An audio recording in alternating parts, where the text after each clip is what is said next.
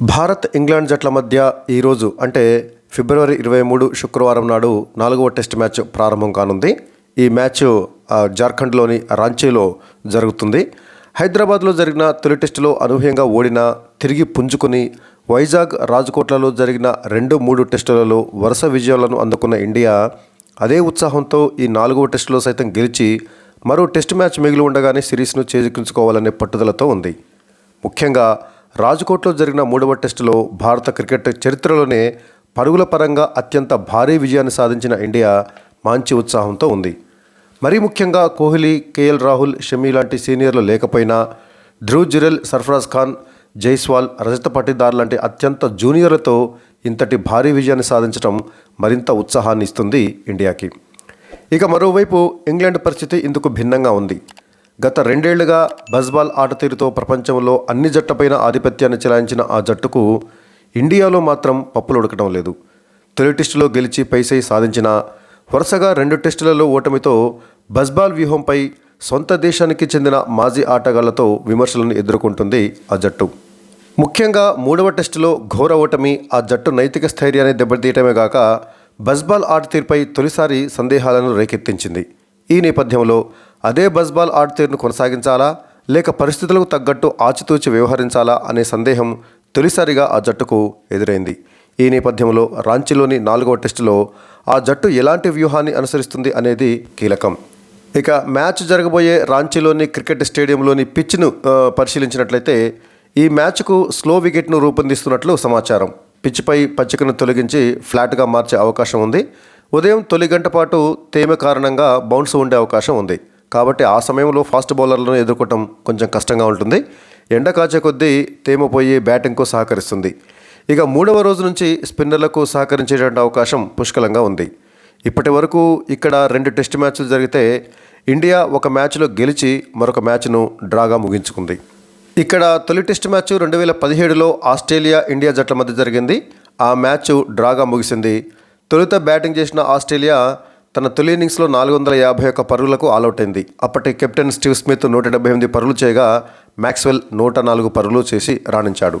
భారత బౌలర్లలో రవీంద్ర జడేజా 5 వికెట్లతో రాణించాడు.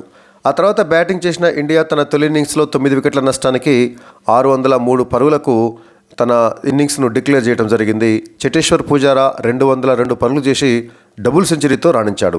అయితే ఆ డబుల్ సెంచరీ చేయడానికి పూజారా 525 బంతులు ఆడాడు. అంటే మరీ స్లోగా ఆడాడన్నమాట. ఇక కీపర్ వృద్ధిమాన్ సహా కూడా 117 పరుగులతో సెంచరీ చేసి రాణించాడు. ఆస్ట్రేలియా బౌలర్లలో కమిన్స్ 4 వికెట్లు, స్టీవ్ ఓకిఫ్ 3 వికెట్లు తీశాడు. ఇక ఆస్ట్రేలియా తన 2వ ఇన్నింగ్స్లో 6 వికెట్ల నష్టానికి 204 పరుగులు చేయడంతో మ్యాచ్ డ్రాగా ముగిసింది. అంటే రెండవసారి ఇండియాకు బ్యాటింగ్ చేసే అవకాశమే రాలేదు. జడేజా 2వ ఇన్నింగ్స్లో కూడా 4 వికెట్లు తీసి రాణించాడు. మొత్తంగా పుజారాకు player of the match award లభించింది. ఆ విధంగా ఈ రాంచీలో జరిగినటువంటి తొలి టెస్ట్ మ్యాచ్ డ్రాగా ముగిసింది. ఇక ఆ తర్వాత 2019లో సౌత్ ఆఫ్రికా, ఇండియా మధ్య 2వ టెస్ట్ మ్యాచ్ ఇక్కడ జరిగింది. ఇండియా ఇన్నింగ్స్ 202 పరుగుల భారీ తేడాతోటి ఘన విజయాన్ని సాధించింది. ఇది సౌత్ ఆఫ్రికాపై. తొలుత బ్యాటింగ్ చేసిన ఇండియా 9 వికెట్ల నష్టానికి 497 పరుగులకు డిక్లేర్ చేసింది. రోహిత్ శర్మ 212 పరుగులు చేసి డబుల్ సెంచరీతో రాణించాడు. అజింక్య రహానే సైతం 115 పరుగులు చేసి సెంచరీతో రాణించగా జడేజా 51 పరుగులు చేశాడు. కాగా సౌత్ ఆఫ్రికా తన తొలి ఇన్నింగ్స్లో 162 పరుగులకే ఆలౌట్ కాగా 2వ ఇన్నింగ్స్లో 133 పరుగులకే చతికిలబడింది సౌత్ ఆఫ్రికా. ఆ విధంగా రాంచీలో చివరిసారిగా జరిగిన టెస్ట్ మ్యాచ్లో ఇండియా ఇన్నింగ్స్ 202 పరుగుల భారీ తేడాతోటి విజయాన్ని నమోదు చేసింది. రోహిత్ శర్మకు player of the match award లభించింది. ఇక ఈ 4వ టెస్టులో ఆడబోయే తుది జట్టును ఇంగ్లాండ్ ఒకరోజు ముందుగానే ప్రకటించింది. Bairstow, Jack Crawley, Duckett, Ollie Pope, Joe Root, Jonny Bairstow, Ben Foakes, Anderson, Hartley, Bashir, Ollie Robinson వీళ్ళు ఆడబోతున్నారు. పేసర్ ఓలీ రాబిన్సన్కు ఈ సిరీస్లో తొలిసారి తుది జట్టులో చోటు లభించింది. ఇక ఈ 4వ టెస్టులో ఆడబోయే భారత తుది జట్టు అంచనా విషయానికి వచ్చినట్లయితే కెప్టెన్ రోహిత్ శర్మతో పాటుగా మరో ఓపెనర్గా యశస్వి జైస్వాల్ వస్తాడు. మొదట యశస్వి జైస్వాల్ వెన్నునొప్పి కారణంగా అతనికి విశ్రాంతిని ఇవ్వచ్చు అని చెప్పేసి వార్తలు వచ్చాయి. కానీ ఆ తర్వాత అలాంటిదేమీ లేదని తెలియవచ్చింది. ఇక 3వ స్థానంలో శుభ్మన్ గిల్, ఆ తర్వాత సర్ఫరాజ్ ఖాన్, ఆ తర్వాత దేవదత్త పడిక్కల్ లేదా రజత్ పాటీదార్, రజత్ పాటీదార్ గత 2 టెస్టులలో ఛాన్స్ ఇచ్చినా పెద్దగా గొప్పగా రాణించిందేమీ లేదు కాబట్టి అతని స్థానంలో దేశవాళీ క్రికెట్లో బ్రహ్మాండంగా రాణిస్తున్నటువంటి దేవదత్త పడిక్కల్కు ఛాన్స్ ఇచ్చే అవకాశం ఉంది. ఆ తర్వాత కీపర్గా ధ్రువ్ జురెల్, ఆ తర్వాత స్పిన్నర్లు రవీంద్ర జడేజా, రవిచంద్రన్ అశ్విన్, కుల్దీప్ యాదవ్, ఆ తర్వాత ఫాస్ట్ బౌలర్లుగా మహమ్మద్ సిరాజ్తో పాటుగా ఆకాష్ దీప్ లేదా ముఖేష్ కుమార్. వీరిద్దరు కూడా బెంగాల్ ఫాస్ట్ బౌలర్లే.